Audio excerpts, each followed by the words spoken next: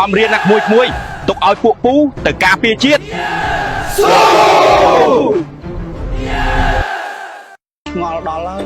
ប្រាសាទតាមន់តូចប្រាសាទតាមន់ធំប្រាសាទតាកបីសិតតែឈ្មោះខ្មែរមិនបានថៃវាថារបស់វាស្ដាប់ខ្ញុំឲ្យច្បាស់ណាអាចៅសៀមប្រាសាទតាមន់គឺជារបស់ខ្មែរកសាងដោយដូនតារបស់ខ្មែរឲ្យតែអ្នកហ៊ានឈ្លានពានទឹកដីរបស់ខ្ញុំជីវិតជូនជាតិធាតជូនម្ដាយជីវិតជូនជាតិធាតជូនម្ដាយឲ្យតែអ្នកឈ្លានពានទឹកដីរបស់ខ្ញុំជីវិតជូនជាតិធាតជូនម្ដាយជីវិតជូនជាតិធាតជូនម្ដាយ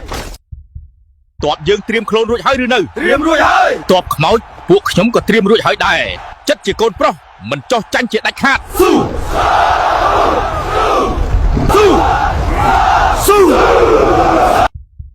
ចង់និយាយថាជាតិសាសន៍ខ្ញុំសុំតែសុខសន្តិភាពទេបើនៅតែបំពេញយ៉ាងនេះអាចកំដរបាននេះបងប្អូនខ្ញុំ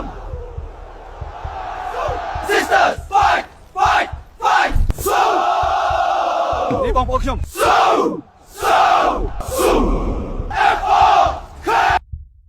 កម្ពុជាចង់បានតែសុខទេតែបើអ្នកមិនឲ្យខ្ញុំសុខទេខ្ញុំក៏មិនឲ្យអ្នកបានសុខដែរកម្ពុជាមិនចេះតែឲ្យអ្នកធ្វើតាមអំពើចិត្តអ្នកឡើយកម្ពុជាជ័យជំនះ Cambodia endure Cambodia endure Cambodia triumph Cambodia triumph សួស្តី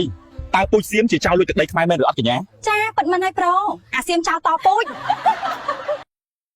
ឆ្ងល់ដល់ហើយប្រាសាទតាមន់តូចប្រាសាទតាមន់ធំប្រាសាទតាកបីសិតតែឈ្មោះខ្មែរមិនបានថៃវាថារបស់វា